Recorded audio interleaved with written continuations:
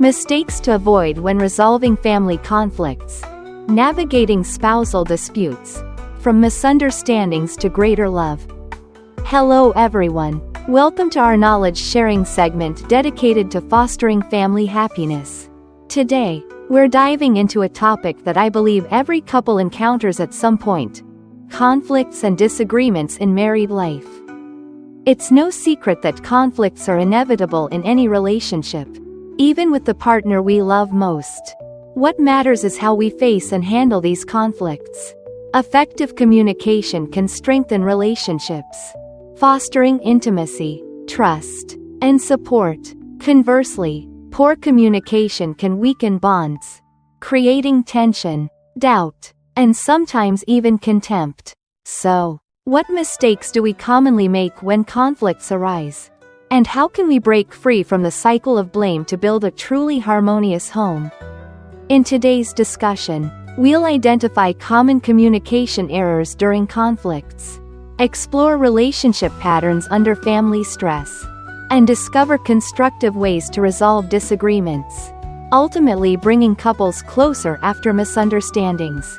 Let's start by examining the common mistakes we make when the rice isn't tasty and the soup isn't sweet.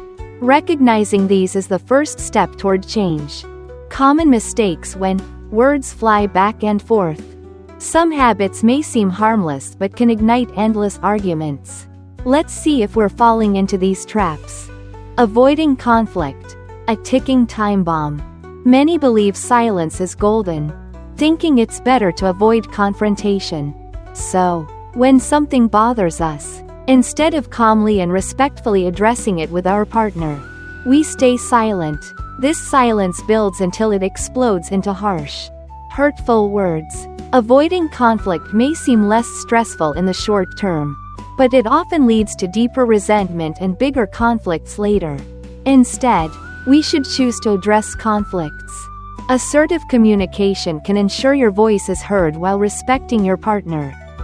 Always on the defensive. Who admits fault?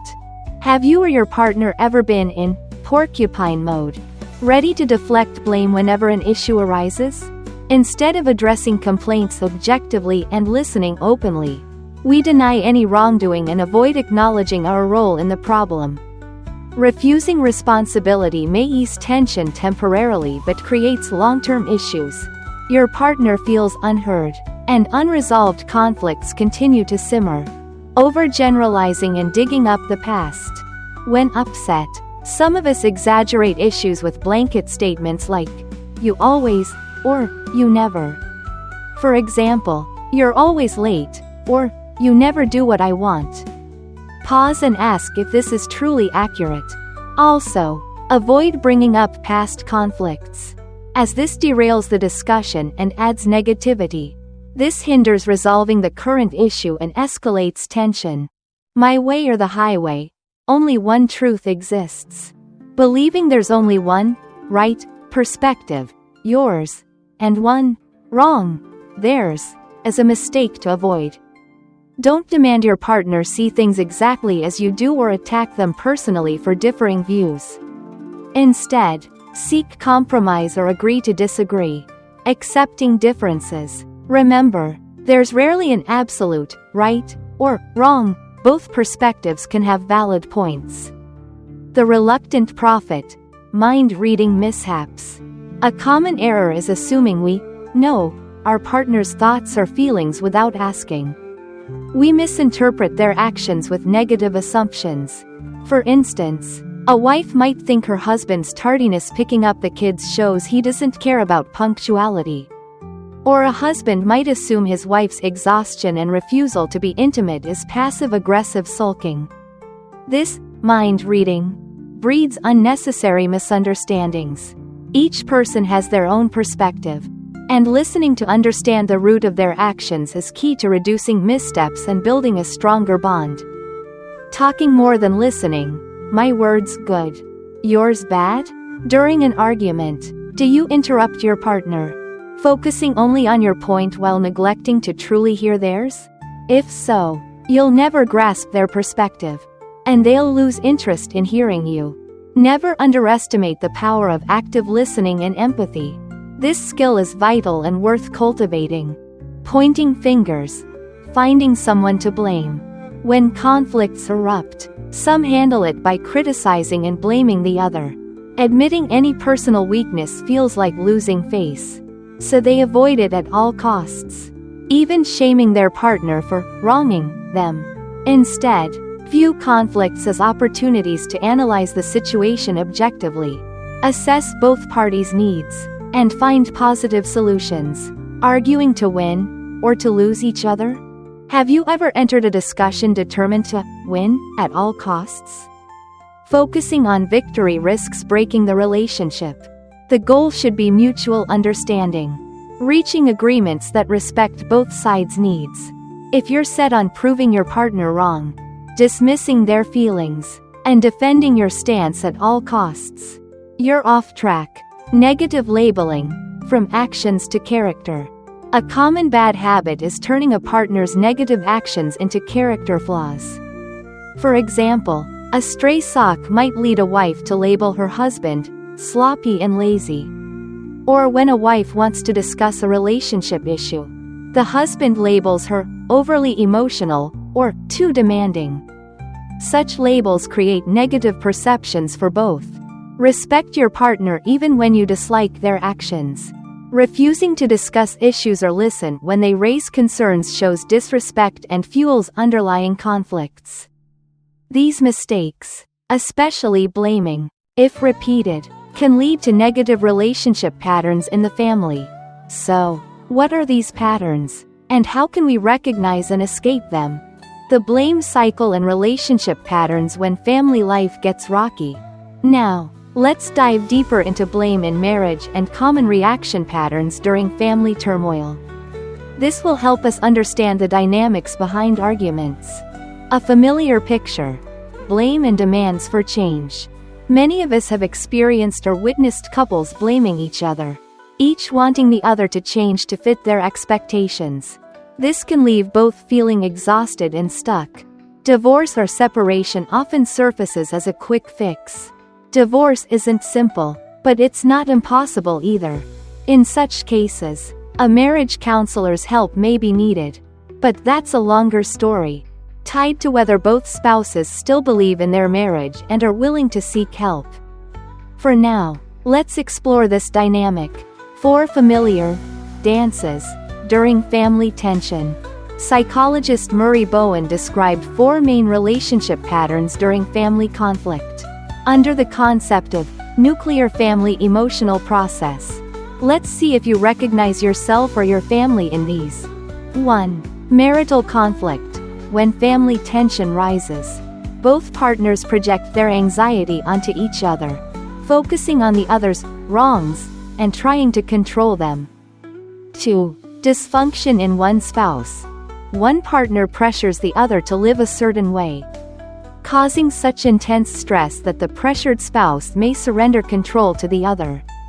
3. Impairment of one or more children. Parents overly focus on a child, making them hypersensitive to parental needs, which can hinder their development. 4. Emotional distance. Couples distance themselves to avoid conflict, often leading to separation with promises to reassess, though true reassessment is rare. Root of the issue. Are you strong enough to love? What drives these patterns? It's about whether one or both partners are emotionally stable enough for marriage.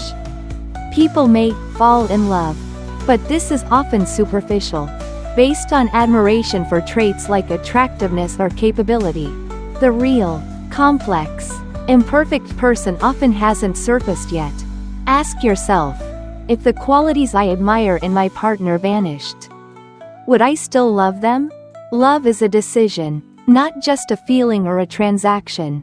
It requires asking, am I brave enough to live alone?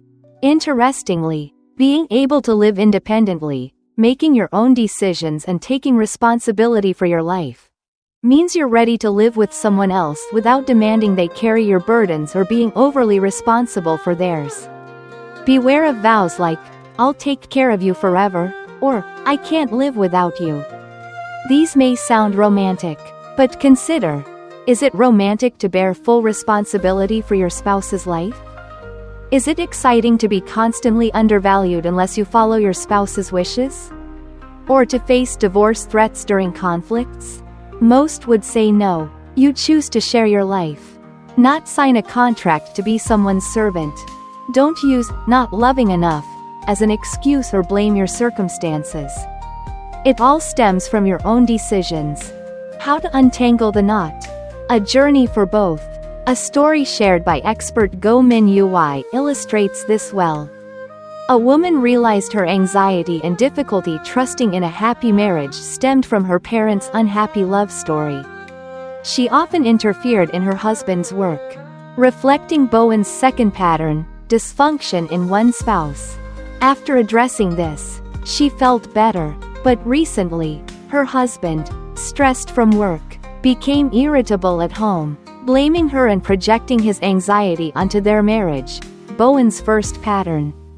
They've since discussed divorce, child custody, and asset division, leaning toward separation, Bowen's fourth pattern. Can this be resolved? Experts say yes, ideally if both spouses reconnect and work together. Otherwise, the one seeking resolution faces a tougher road. In this case, the husband believes the problem lies with his wife, while she thinks he just needs to admit fault and stick to agreements. Both are right and wrong in some ways.